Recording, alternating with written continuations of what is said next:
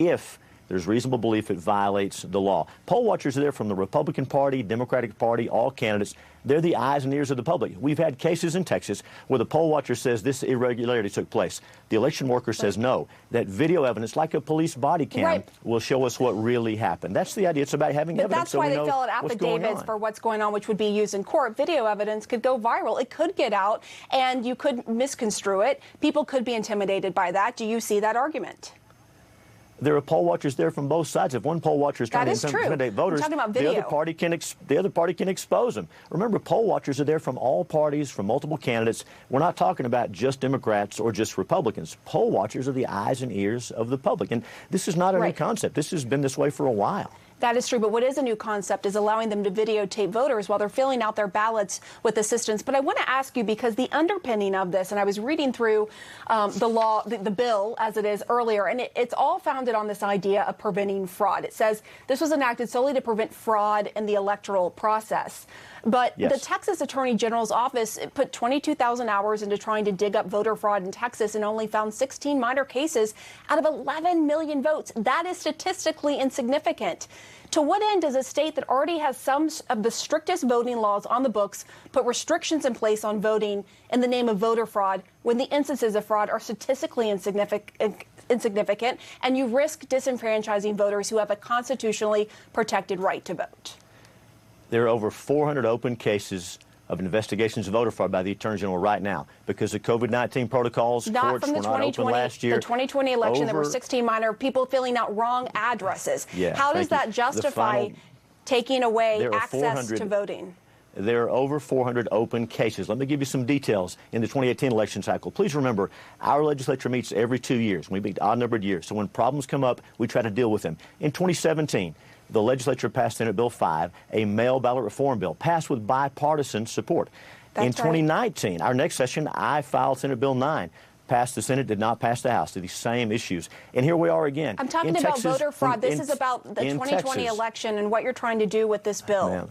So I understand you want to talk about the national debate and about Georgia. This is about Texas and Texas elections. We had Democrats testify under oath about cheating with mail ballots, with people claiming to offer assistance. We are responding to what Democrats told us under oath in front of the Senate committee. Prosecutors, are you really saying that this bill is predicated on what Democrats had testified to? Democrats have come out and said that it will disproportionately hurt minorities in Texas because more than half of those voting at those drive-through locations were minorities, according to one Democratic lawmaker. So what evidence? I'm still not hearing evidence from you on why these voting methods are insecure or are unsecure, I should say, or where you see the fraud in these voting methods. Can you show us anything? When I tell you, I certainly can. When I say Democrats, I don't mean the politicians repeating talking points from Washington.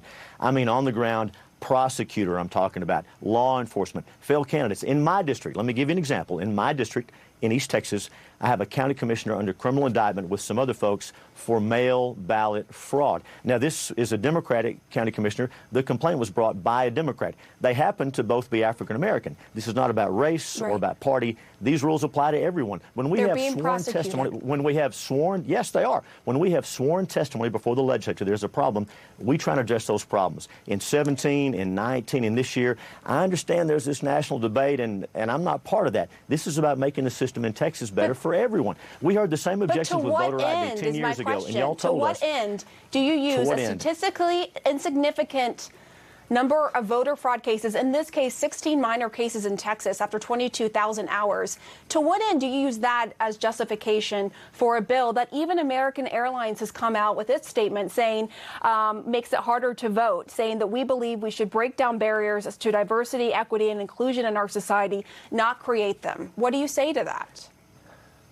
As far as this bill goes, and as far as the number of investigations going on, you're relying on one story before the process is over. There's over 400 open cases of voter fraud in Texas by the AG today. That's a fact. It's documented. There's no question about that. Why did the Secretary of State say the 2020 election was secure and smooth then? Why did they say that if there's all this concern to justify this bill? Election fraud didn't start in 2020. It's not going to end. It's a process Texas and other states have dealt with for a long time. When we go to other areas of the law and try to clean it up, we don't get these objections. This is part of a political discussion out of Washington. What we're trying to do is make Texas law better for everyone. With voter ID, we heard the same thing. But do you If really make require it better voter for everyone? We were told. Yes, we do. We do. And let me tell you why. With voter ID, we were told if you require photo ID, you're going to discourage voters, you're going to depress turnout. What happened? We put in voter ID and turnout increased because when people know the system is fair, know their vote's going to count and count right, they're encouraged to turn out. That's what we want. This idea about turnout, Republicans have done well in turnout elections in Texas. In 2020, if you want to talk about 2020, President Trump won Texas. We held the legislature, held every seat in Congress. This is not something we're concerned about. That's exactly right. So this is an ongoing process to clean up the elections, and we want to make it fair for everyone. Are you going to do this after every election to keep putting bills on the table to put more restrictions in place in the name of voter fraud when the examples that I looked through today are statistically insignificant? Like I said, the 16 were about people putting wrong addresses on their applications or ballot. So I understand and by the those way, examples. No one, I think, wants fraud. I don't think anyone wants fraud. People want to have confidence in their vote. But I'm taking it from the Texas Secretary of State's office that said that this election was secure. The 2020 election was secure and smooth in the state of Texas. So why is there this bill with these measures that many activists say makes it harder to vote and will impose more restrictions and has poll watchers videotaping people at the polls? You're relying on one article with a political slant to it that talks about a certain number of cases. I'm telling you, there are 400 open cases.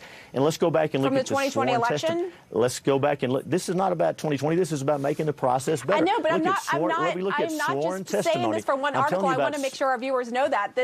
I'm citing the Secretary of State and the Attorney General's office, Ken Paxton's office, and what they have uncovered. But go ahead. I'm referring to your statistics about the number of cases and the number of hours. That's one article. It's out of context. There are over 400 open cases. Here's what I'm saying. When Democrats and Republicans come to us and votes. Go ahead. When Democrats and Republicans come to us and testify under oath, here are the problems. Here's how people are cheating. Here's how this election was affected. We respond. We're talking about prosecutors. We're talking about failed candidates on the Democratic side and on the Republican side. As far as American Airlines goes, that's a good Texas company. They made some general statements about voting. We agree. Voting is important. We want every vote to count accurately.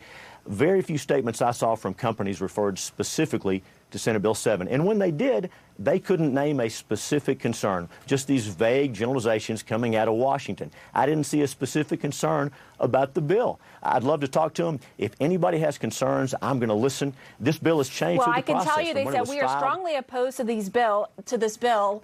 And as you well know, the concerns are taking away these voting methods that made it easier to vote, which would include drop boxes. Go ahead. Since you have the statement, what's the specific provision in American Airlines statement? They do not. They did not say. They did not give. They just said we are strongly opposed to this bill and others like it. But I will tell you, and you well know this, they don't have to lay it out because you know what the issues are. You know that banning drop boxes, banning drive-through voting, and the legislature has the right to change these laws. But this is the job of journalists to scrutinize things like this. So those are the two issues: the drive-through voting, the blocking. Hold on, the banning the drop boxes and allowing poll watchers to videotape people while they're filling out their ballots. Those are some of the most concerning measures. Right. So drop boxes hadn't been done before in Texas. We believe it's not a radical concept that ballot should be handed to a live person, not sitting overnight. Who knows who has access to it, has control over it. Ballots, if they're turned in, should be handed to a live person. That's not a new concept in Texas. As far as American Airlines and these companies go, we're going to listen to them. If they have concerns, we listen to groups on the left and the right, citizens, companies, whoever has concerns. But ultimately, if these companies don't like policies in Texas, I hear there's plenty of vacancies in California. So are you okay with American Airlines and moving to California in that case? They can make their decision based on Texas being the 9th largest economy in the world, with a great workforce, with great pro-jobs climate. There's no indication they're going to leave. But are you willing to make more changes to this bill? Are you willing to push for other changes depending on what these corporations say, like American Airlines? We listened to everyone. After the bill was filed, we made changes. After committee, we made changes. On the floor, we made changes. It's a process. And when we have a hearing and people testify, we listen to them. Yeah. When other legislators have concerns, we listen to them. The bills change as they go along. They get better. And we like that process. It works. You did make changes, one for people with disability not having to get a doctor's note anymore. So there have been some changes you've made to this bill. Texas State Senator Brian Hughes, appreciate that, that lively discussion. We'll be right back. Thank you for having me. Thanks so much. Thank you.